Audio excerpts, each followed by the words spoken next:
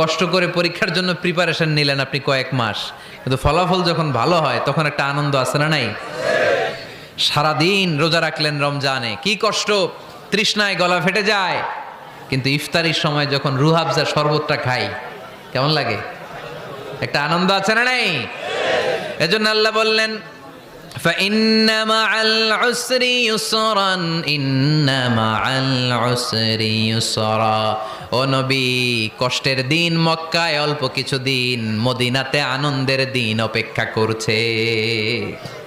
আমাদের জীবনে যদি দুঃখ কষ্ট আসে আমরা ধৈর্য ধরবো, তাওয়াক্কুল করবো একজনের উপর, তিনি কে? কারণ আমরা বিশ্বাস করি কষ্টের দিন এটা চিরকালের জন্য নয়, সামনে আনন্দের দিন আমাদের জন্য সেট করে রেখেছে কে? তাহলে আমরা সূরাতুল ইনশিরাহ থেকে 3টা নেয়ামতের বর্ণনা শুনলাম, বিশ্বনবীকে কি সান্ত্বনা দেয়া হলো সেটা শুনলাম। এবার 2টা গাইডলাইন শুনে তাফসীর আমরা